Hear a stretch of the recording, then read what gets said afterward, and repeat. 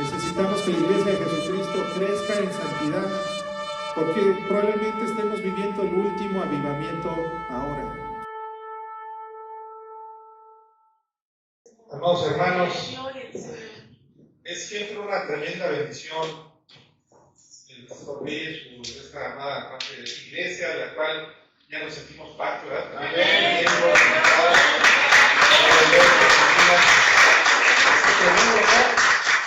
poder visitarlos y compartir la palabra de Dios. Y es que el día de hoy no es un día cualquiera, es un domingo de resurrección. Así que el día de hoy vamos a estar predicando acerca de la resurrección de nuestro Señor Jesucristo. Pero llegar a este punto, llegar a este día, es como yo creo que nos ha pasado a todos nosotros, cuando vemos una película que ya es la parte 2 o la parte 3 y no vimos las anteriores, no somos capaces de comprender el motivo por el cual están pasando las cosas que estamos viendo y tampoco su relevancia, pero los que están junto a nosotros, que sí vieron esas primeras versiones, ellos sí tienen el hilo completo, lo que está pasando, ellos están llorando y tú no entiendes qué está sucediendo, no es la misma emoción, no es la misma comprensión. Así es el día de hoy la resurrección.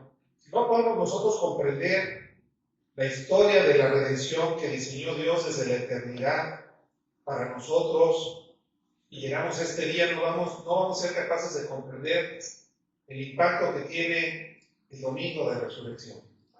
Porque sabemos, porque la Biblia nos dice que nuestro Señor Jesucristo fue crucificado y que al tercer día estaba profetizado que resucitaría. Así que el primer día de la semana, muy temprano, siendo de noche, nuestro Señor Jesucristo ya no estaba en esa tumba. El día de hoy vamos a estar revisando como texto base Lucas capítulo 24, versos del 1 al 12. Este sermón es llamado, por tanto, la resurrección de Cristo. En este mensaje vamos a estudiar y a comprender tres aspectos fundamentales de la resurrección, que son la base y el fundamento de nuestra redención como personas salvas. Somos salvos porque Cristo resucitó. Amén. Vamos a hacer una oración, vamos a poner esto en manos de Dios. Señor Jesús, te entregamos, Dios, en este día, en esta hora, nuestra mente, nuestro corazón. Te rogamos que tú abras nuestro entendimiento, que seamos capaces de comprender toda tu palabra, Señor, para poder nosotros participar también de nuestra futura resurrección. Gracias, Señor. Bendice a cada persona, a cada familia aquí presente, a los que estén escuchando este mensaje en una grabación en internet, en redes sociales. Oro, Señor, para que tú toques a todos nosotros nuestro corazón y ayúdame a ser fiel al exponer tu palabra. Todo esto lo pedimos y te damos gracias en el nombre de Jesús. Amén. Tomen su asiento, amados, familia. Dice así la Escritura, Lucas 24, verso 1. El primer día de la semana, muy de mañana, vinieron al sepulcro trayendo las especies aromáticas que habían preparado y algunas otras mujeres con ellas. Y hallaron removida la piedra del sepulcro, y entrando no hallaron el cuerpo del Señor Jesús. En estos tres versículos vamos a comprender la evidencia de la resurrección. Fueron las mujeres, Dios eligió a un grupo de mujeres para ser las primeras en testificar acerca de la resurrección de nuestro Señor Jesucristo. Según nos narra el evangelista Lucas, unos versos atrás, en el 23, en el verso 50 y hasta el 56, que a Jesús lo habían sepultado dos fariseos, José de Arimatea y Nicodemo. Ellos eran seguidores de Jesucristo, aunque eran miembros del Sanedrín, miembros del Consejo, y ellos no estuvieron de acuerdo con la crucifixión de Jesucristo. Ellos sí tuvieron el valor, al menos en la muerte de Jesucristo, de ir a pedir el cuerpo de Cristo para darle sepultura, porque al día siguiente era día de descanso, era el sábado, y la ley de Moisés prohibía hacer cualquier trabajo el día sábado, incluyendo los funerales. No se podía hacer absolutamente nada a la ley de Moisés.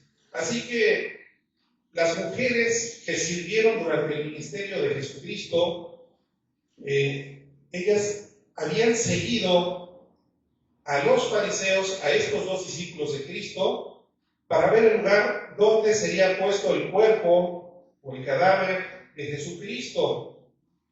Luego, dice la Escritura que ellas fueron a casa y prepararon especies aromáticas y ungüentos y descansaron el día sábado, el Shabbat, conforme al mandamiento. En Lucas 8, versos 2 y 3, la Escritura nos dice que había muchas mujeres que servían de sus bienes al Señor Jesucristo. Eran las mujeres que apoyaban económicamente el ministerio de nuestro Señor.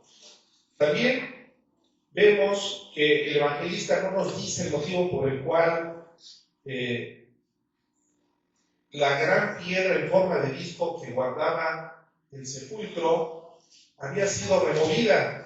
Simplemente nos narra que cuando llegaron al sepulcro, hallaron ya removida la piedra. Así que también sabemos por los otros evangelios que es importante tener la lectura de los 4 evangelios para ir comprendiendo en la historia de cómo se desarrolló la resurrección de nuestro Señor Jesucristo. El evangelista Mateo nos da más información al respecto. Él nos dice que hubo un terremoto ese primer día de la semana, siendo aún de noche.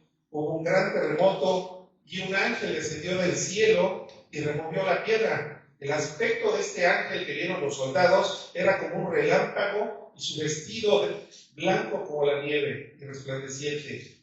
Los guardias de la guardia romana que estaban custodiando la tumba de Jesucristo fueron aterrorizados u horrorizados por este evento que estaban ellos presenciando. Y algunos de ellos, dice Mateo, fueron a dar aviso a los principales sacerdotes de las cosas que ellos habían visto y que habían acontecido. Cuando Lucas toma esta historia, él parte del hecho de que las mujeres llegan y ya vieron la piedra removida y ya no ven a los soldados. Pero ahora sabemos por qué, el motivo por el cual sucedió esto. Ellas no solamente hallaron el sepulcro abierto, el evangelista nos especifica que entraron a la tumba. Esto amplía, es interesante porque esto amplía el papel de las mujeres como testigos, ya que ellas no solamente vieron una tumba vacía, sino que el día del sepulcro de Jesús, ellas habían sido testigos de que efectivamente en ese lugar, en esa tumba, había sido depositado el cadáver de Jesús. Así que el verso 4 nos dice que ellas se quedaron perplejas por esta razón. No encontraron el cuerpo y se quedan ellas perplejas. Esto es un evento completamente inesperado para estas mujeres. Esto desafiaba grandemente sus expectativas. Ellas habían estado dentro de la tumba donde ellos vieron que fue depositado el cuerpo del Señor y ahora están perplejas porque el cuerpo de Jesús simplemente ha desaparecido. Ellas habían llegado a ese lugar con un propósito claro. Les llevaban especias aromáticas y ungüentos para ungir el cuerpo de nuestro Señor. Sin embargo, lo que encontraron fue un vacío absoluto. La palabra griega que utilizó Lucas para la traducción que se utiliza perplejo, es la palabra griega original aporeo, que significa perder el camino, la imagen de alguien o de estar confundido porque no se puede determinar dónde uno está, qué se está haciendo o qué está aconteciendo alrededor. Ese es el significado de la palabra perplejo. Bueno, que en castellano se traduce en Reina Valera como perplejo. Ellas no solo encontraron que no estaba el cadáver de Jesucristo en esa tumba, sino que vieron a 2 ángeles en pie dentro de la tumba. La importancia de la tumba vacía no es obvia inmediatamente. El hecho de que estuviera vacía no significa otra cosa. Simplemente en nuestras mentes humanas finitas no nos dice evidencia de la resurrección, simplemente nos está diciendo que el cuerpo no está ahí. Sin embargo, después de que ven a estos hombres, estos ángeles de Dios, con estas vestiduras blancas, que en toda la Biblia, tanto en el Antiguo Testamento como en el Nuevo Testamento, esto es un simbolismo de pureza celestial. El verso 5 nos dice que ellas tuvieron temor y que bajaron su rostro a tierra. Esto es que no solamente inclinaron su rostro hacia abajo, sino que se pusieron su rostro en el piso. Ellas se agacharon, pusieron su rostro en tierra, lo que nos dice el evangelista. Ellas cayeron con sus rostros porque estaban aterradas y desconcertadas ante la aparición de los ángeles. Sin embargo, los ángeles, o la presencia de los ángeles, no fue algo que las haya obligado a postrarse en tierra. Si hubiera sido así, nada más por ese motivo, los soldados hubieran hecho lo mismo, porque ellos fueron los primeros en presenciar la presencia de los ángeles. Sin embargo, los soldados romanos, huyeron, pero ellas inclinaron su rostro en tierra, y eso nos da una señal grande de un carácter humilde ante el error antes que el error de estar en presencia de seres divinos. Ellas, al postrarse, su cabeza en tierra, nos refleja a todos nosotros tanto asombro como una reverente visión ante lo divino. No es simplemente pánico descontrolado. Los ángeles les dijeron a ellas: ¿por qué buscáis entre los muertos al que vive?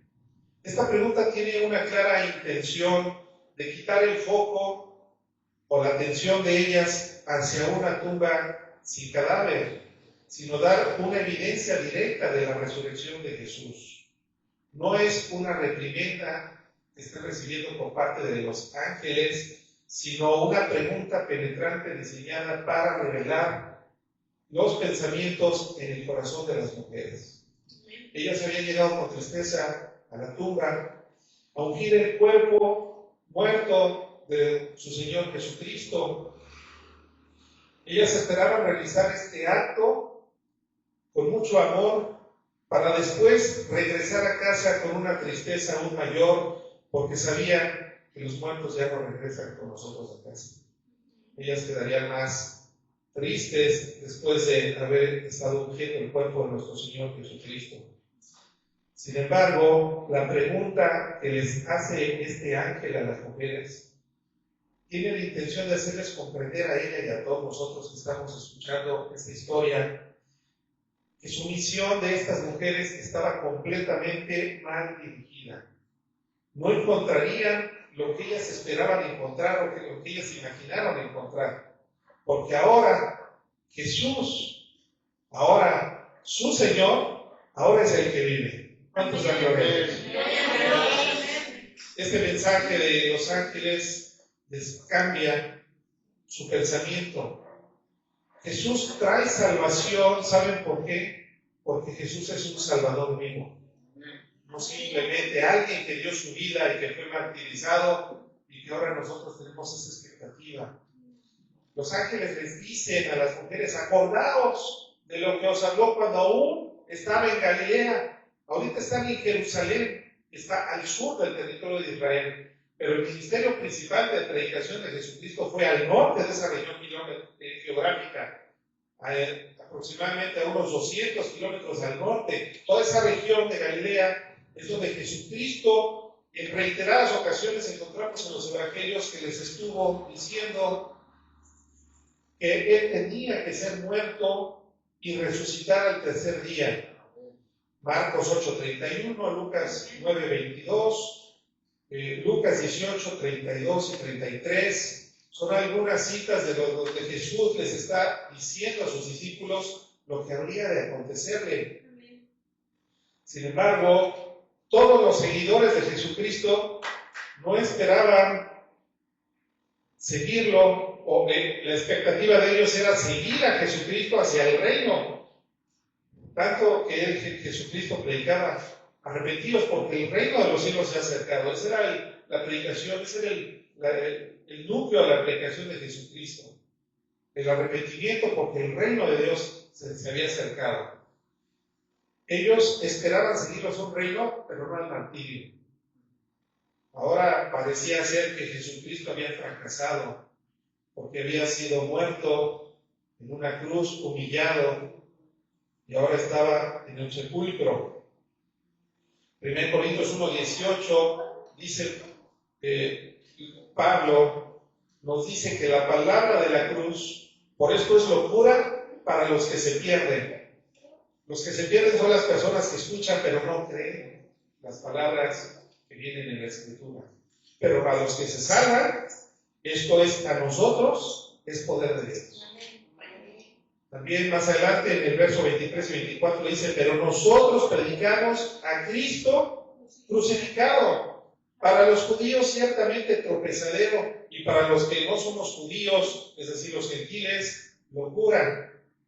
Mas para los llamados, así judíos como griegos, Cristo poder de Dios y sabiduría de Dios. Amén. Gloria a Dios. En esta misma epístola, en el capítulo 2, verso 14, dice: pero el hombre natural, el hombre que no tiene al Espíritu Santo morando dentro de él, es decir, los no salvos, para el hombre natural no percibe las cosas que son del Espíritu de Dios, porque para él son locura, no las puede entender porque se han de discernir espiritualmente. Nuestro Señor Jesucristo resucitó. Nuestro Señor Jesucristo no se quedó en una tumba. Él envió mensajeros para que le testificaran a las primeras mujeres. Jesucristo no fracasó en su misión de salvarnos. Amén. Jesucristo cumplió su papel, y el papel fundamental de la redención al resucitar. Por eso es que en los siguientes dos versículos, versículos 7 y 8 del Evangelio de Lucas, vamos a encontrar la necesidad de la resurrección. Ese es otro punto importante en este mensaje que nos está presentando el evangelista en el capítulo 24. Dice el verso 7: es necesario que el Hijo del Hombre sea entregado en manos de hombres pecadores y que sea crucificado y resucite al tercer día. Amén. Son las dos cosas: que sea crucificado y muera en esa cruz, pero también que resucite. Esa es la misión completa de Cristo. Amén. No solamente que muera. Isaías, pues, le podemos decir así, el Evangelio de Isaías 53, porque parece el Evangelio, ¿verdad?, narrado con más de 700 años de antigüedad. Nos dice que este sufrimiento del siervo sufriente es prácticamente la historia de nuestro Señor Jesucristo que estamos leyendo. Amén. Dice así los primeros versículos de Isaías 53. Lo voy a leer en la versión Nueva Biblia de las Américas. ¿Quién ha creído a nuestro mensaje? ¿A quién se ha revelado el brazo del Señor? Creció delante de él como renuevo tierno, como raíz de tierra seca, no tiene aspecto hermoso ni majestad para que lo miremos, ni apariencia para que lo deseemos. Fue despreciado y desechado de los hombres, varón de dolores, experimentado en aflicción, y como uno de quien los hombres esconden el rostro. Fue despreciado y no lo estimamos. Ciertamente Él llevó nuestras enfermedades y cargó con nuestros dolores. Con todo, nosotros lo tuvimos por azotado, por herido de Dios y afligido. Pero Él fue herido por nuestras transgresiones, molido por nuestras iniquidades. El castigo de nuestra paz cayó sobre Él, y por sus heridas hemos sido sanados. Todos nosotros nos descarriamos como ovejas, nos apartamos cada cual por su camino, pero el Señor hizo que cayera sobre Él la iniquidad de todos nosotros. oprimido y afligido, pero no abrió su boca, como cordero que es llevado al matadero, y como oveja ante sus trasquiladoras permanece muda, él no abrió su boca. Por opresión y juicio fue quitado, y en cuanto a su generación, ¿quién tuvo en cuenta que él fuera cortado de la tierra de los vivientes por la transgresión de mi pueblo, a quien correspondía la herida? Se dispuso con los impíos su sepultura, pero con el rico en su muerte, aunque no había hecho violencia, ni había engaño en su boca. El profeta está dando una historia, un resumen del Evangelio de la Pasión de Cristo. De su muerte sustituta, de un pueblo constantemente rebelde. Si hemos leído el Antiguo Testamento, vemos que era una nación constantemente rebelde, y Dios quería que fuera una nación obediente. Le dio su ley, le dio sus leyes, y les dijo: yo formaré de ustedes un reino de sacerdotes y de gente santa, no solamente salva.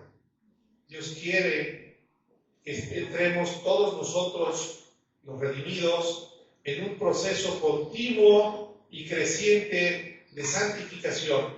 Es un proceso progresivo. Lo necesitamos a Él porque seguimos pecando. ¿Quién puede decir: yo soy cristiano, soy perfecto? Somos santos, sí, de parte de Dios. Si ahorita hay un terremoto, ¿verdad? Nos cae una bomba, o pase lo que pase y morimos, sabemos con absoluta certeza que resucitaremos porque Él ya lo hizo por nosotros. Pero mientras estemos en este cuerpo, necesitamos buscar la santidad. Necesitamos seguir creciendo y dar evidencia de que el Espíritu Santo vive dentro de nosotros. Si no lo hacemos, nos estamos engañando. Dice el apóstol Juan en su primera epístola, es una carta muy desafiante para todos los que seguimos a Cristo, porque necesitamos alejarnos de las cosas que sabemos que lastiman a Dios. El evangelista Isaías 53 nos sigue diciendo en el verso 10: pero quiso el Señor quebrantarlo, sometiéndolo a padecimiento.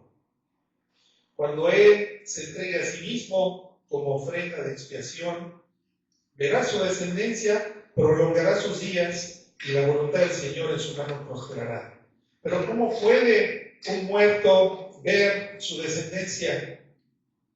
Aquí, en estos mensajes, viene la resurrección implícita, no explícitamente. Implícitamente está hablando que este siervo sufriente no se quedaría en la tumba, que resucitaría, tan estaría vivo que él verá su descendencia y prolongará sus días.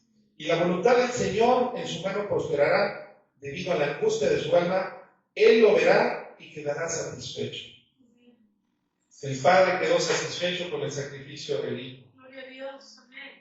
Toda la ira de Dios, que un día será derramada sobre todos aquellos que no quisieron recibir el sacrificio de Cristo y enfrentar el juicio de Dios por su propia cuenta, quedarán expuestos ante un Dios que es santo, que es justo y que nada podrá librarlos de su mano. Solamente Dios podía librarse a sí mismo, solamente Dios podía soportar toda esa culpa, todo ese pecado y sobrevivir.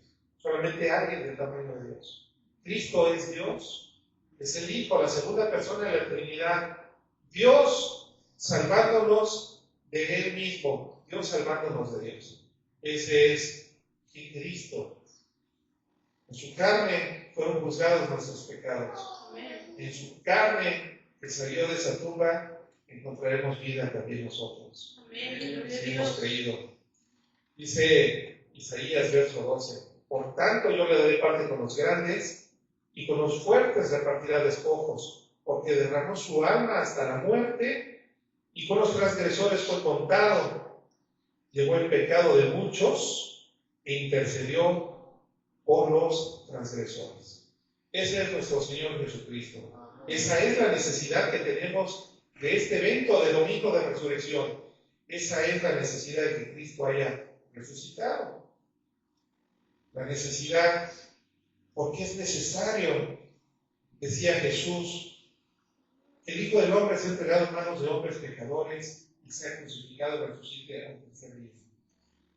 Esta entrega en manos de hombres pecadores estaba determinada y fue determinado por la mano de Dios y anunciado por los profetas desde la antigüedad.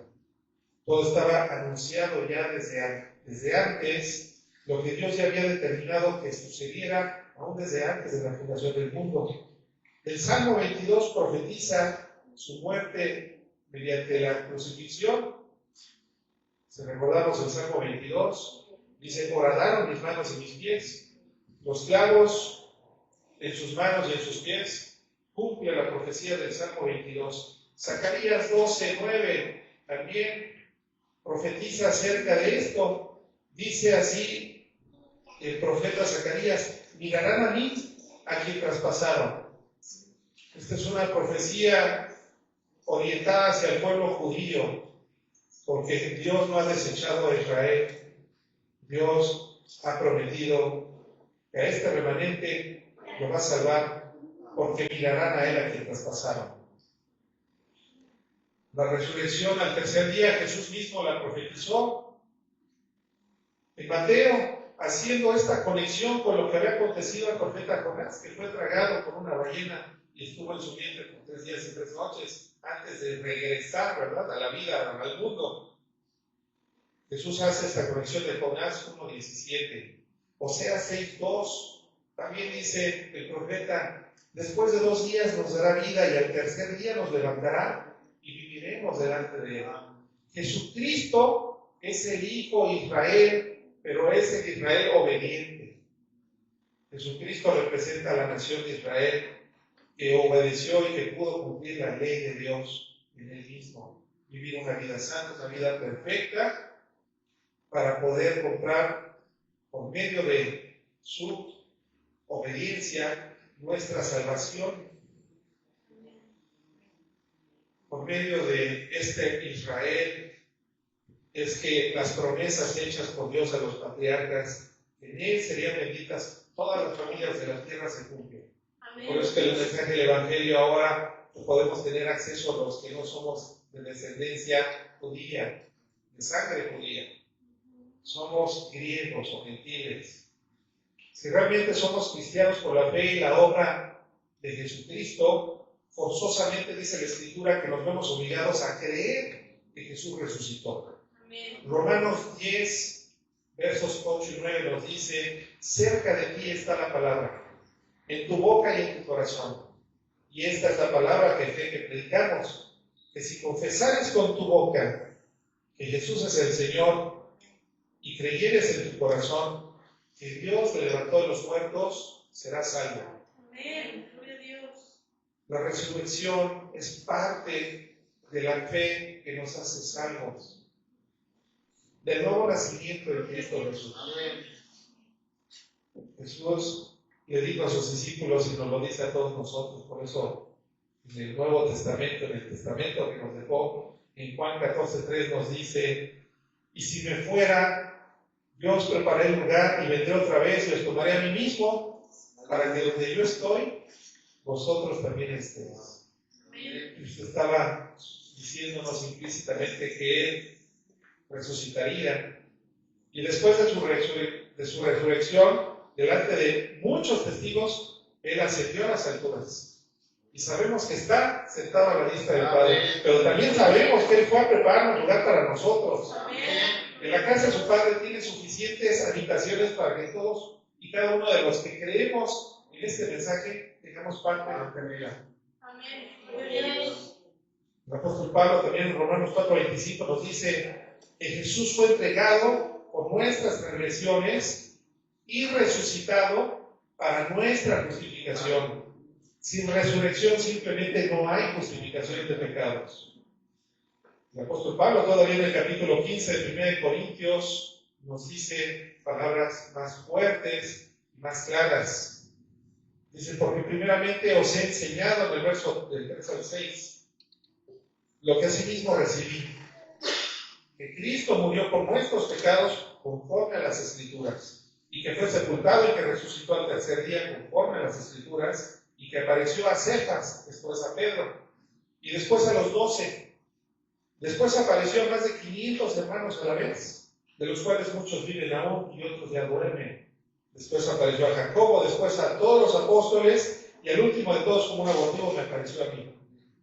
El apóstol Pablo también nos enseña que si Cristo resucitó, entonces todos, si Cristo no resucitó, entonces todos nosotros estamos condenados, no tenemos esperanza. Somos unos miserables cuyo destino eterno es la muerte. Aquí mismo en el capítulo 15, 1 Corintios, versos del 13 al 18, nos dice, porque si no hay resurrección de los muertos, tampoco Cristo resucitó. Y si Cristo no resucitó, vana es entonces nuestra predicación, vana es también nuestra fe. Y somos hallados falsos testigos de Dios porque hemos testificado de Dios que Él resucitó a Cristo, el cual no resucitó si en verdad los muertos no resucitan, porque si los muertos no resucitan, tampoco Cristo resucitó. Y si Cristo no resucitó, vuestra fe es vana, aún estáis en vuestros pecados. Entonces también los que durmieron en Cristo perecieron. En esta vida solamente esperamos en Cristo. Si solamente en esta vida esperamos en Cristo y Cristo no resucitó, somos los más dignos de conmiseración de todos los hombres. Sin embargo, el Evangelio nos dice que de todos los hombres somos los más afortunados. Somos los más afortunados porque los años no perdonan y cada día nos salen más canas y más achaques. Y diagnósticos que no quisiéramos recibir de parte de los doctores. Y sabemos que este cuerpo se está muriendo cada día que pasa. Aún tengamos 20 años, ¿verdad? Cada día somos más viejos. Y algún día tenemos una cita con la muerte. Y esa cita va a llegar de manera individual o colectiva cuando Dios lo determine. Somos los más afortunados porque resucitaremos, porque Cristo resucitó. Amén. Eso nos da esperanza. No solamente que Cristo, pobrecito, murió en una cruz, no, pobrecito. No lloren por mí, les dijo Jesús a las mujeres plañideras que lo seguían durante el Gólgota, cuando cargaba su cruz. No lloren por mí, lloren por ustedes y por sus hijos. Y no se los dijo como reproche, sino les estaba profetizando la destrucción y la persecución que vendría en el año 70 después de él. Y viene la diáspora judía. Si nosotros tenemos a Cristo en nuestro corazón y hemos creído en el mensaje del Evangelio, somos los más afortunados. ¿Cuánto pagaríamos por tener vida eterna? ¿Cuántos millones, si los tuviéramos, pudiéramos pagar? No alcanzaría el dinero del hombre más rico del planeta para comprar su salvación. No hay otro nombre dado a los hombres en que podamos ser salvos que Cristo Jesús. Todo el libro del Hecho de los Apóstoles habla de la resurrección de Jesucristo. Todo el Nuevo Testamento está empapado de la resurrección de Jesucristo. La resurrección es, por tanto, necesaria. Pero, para terminar con este pasaje, los siguientes y últimos 4 versículos, del verso 9 al 12, nos habla de la reacción de los primeros testigos que no fue nada positiva, y esto valida que la resurrección de Jesucristo efectivamente aconteció. Veamos el verso 9 de Lucas 24. Y volviendo del sepulcro, refiriéndose a las mujeres, dieron nuevas de todas estas cosas a los 11. Recordemos que Judas ya no estaba ahí, ¿verdad? Judas Iscariote. Y a todos los demás nos dan los nombres. Eran María Magdalena y Juana y María, madre de Jacobo, y las demás con ellas, quienes dijeron estas cosas a los apóstoles. Mas a los apóstoles, más a ellos, les parecía locura las palabras de ellas y no las creían. Pero levantándose Pedro, corrió al sepulcro y cuando miró dentro, vio lienzos solos y se fue a casa maravillándose de lo que había sucedido. Aleluya. Vamos a analizar este texto. Gloria a Dios. Las mujeres salen corriendo a darle las buenas noticias a los apóstoles, pero a ellos les parecía locura. Las palabras de ellas que parecían locura de entrada a los apóstoles, probablemente les parecieron una locura por 2 razones. En primer lugar, todos tenemos prejuicios personales. Ellos los tenían, también eran humanos. Y el entendimiento humano común a la mayoría de los judíos de su época. Estas preconcepciones, esta cosmovisión limitada de ellos les impedía aceptar la idea de la muerte del Mesías anunciado en el Antiguo Testamento, de este rey que gobernaría y que terminaría con la maldad y el pecado, que restablecería la justicia a este mundo, como lo dice también Isaías, Jeremías, Ezequiel, Zacarías y todas las profecías del Antiguo Testamento, pero no podían comprender porque no les había sido revelado que Dios vendría y culminaría su plan en dos partes. En su primera venida terminar con la muerte y el pecado. Pero Cristo va a regresar por segunda vez para completar su obra redentora y quitar la maldición del resto de su creación. Ellos no lo comprendían. Queda claro que no habían creído las muchas predicciones que Jesús hacía o hizo acerca de su propia muerte y resurrección. Ellos estaban completamente abatidos y asustados, habiendo creído en todo menos en la resurrección del Maestro. El segundo motivo por el cual les parecía locura probablemente era la reputación de quienes habían sido testigos de este acontecimiento tan glorioso. Sabemos que María Magdalena había sido prostituta antes de llegar y de creer en el Maestro de Jesús y de convertirse en una discípula de él. Pero no solamente María Magdalena, sino también las mujeres en ese tiempo no tenían su voz y su palabra, no tenía el mismo peso que el del varón. Era una sociedad misógina, una sociedad machista, y esto desde Génesis 3. En todas las culturas, la mujer siempre ha sido rebajada y socavada por los hombres que se han enseñoreado de ellas. Y ha sido una lucha constante, producto de la maldición del pecado de los primeros padres. Así que la pregunta que yo le hacía al texto es, ¿por qué no podían creer que Jesucristo había resucitado si ellos mismos habían visto cómo había resucitado a la hija de Jairo, a Lázaro? Tantas resurrecciones, tantas cosas que hizo Jesucristo, ¿por qué les seguía pareciendo locura? El problema, entonces, no era la falta de evidencia milagrosa o de milagros en el ministerio de Jesús, sino una barrera espiritual aún más profunda. Los discípulos habían concebido una interpretación mesiánica que no se ajustaba a la realidad de la muerte de su maestro. Esto contradecía sus expectativas mesiánicas aún más fundamentales. El hecho obvio de que las personas muertas no vuelven a vivir causó incredulidad. Paradójicamente, esta incredulidad que estamos leyendo en estos versículos es uno de los argumentos más formidables que pueden utilizarse para sostener que realmente Cristo resucitó. Históricamente hablando, legalmente hablando, esto es algo muy sólido para creer que Cristo sí resucitó. Nosotros que no estuvimos ahí, ¿verdad? Pues en ese tiempo no se hallaban ante un grupo de personas propensas a la sugestión o a la alucinación individual o colectiva. Los evangelios reportan que los discípulos de Jesús ni siquiera creyeron en la resurrección después de lo que sucedió. Esto prueba que no se pusieron de acuerdo mientras Cristo era encarcelado y después martirizado y después sepultado. Ellos no se pusieron de acuerdo para decir, vamos a decirle al mundo que sí resucitó. Esto, si hubiera sido así, todo sería una mentira.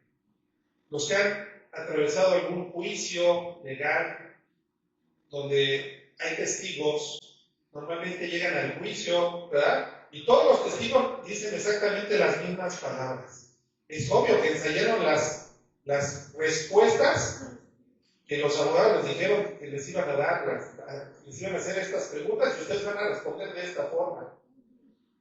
Aquí no encontramos nada de eso. Por eso es un argumento legal tan sólido que el mismo evangelista haya recopilado que los propios discípulos, los más cercanos a él, los que más amaron a Cristo, no creyeron en su resurrección.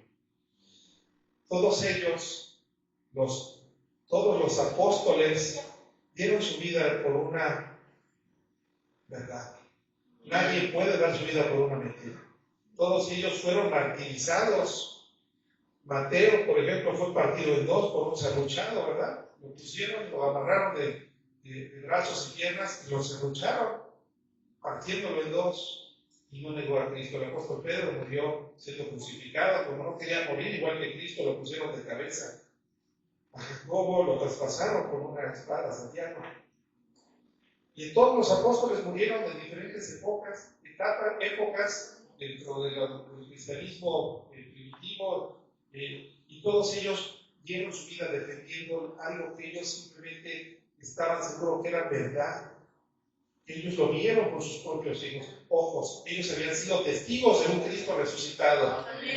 Esta es una verdad profunda que los hizo menospreciar aún su propia vida. Concluyendo con este sermón, el punto central de este pasaje no es la experiencia de las mujeres ni la reacción de los discípulos, sino un hecho 100% objetivo y claro. Jesucristo resucitó. No se quedó en esa tumba. Este hecho tiene implicaciones inevitables para todos nosotros, para toda la iglesia.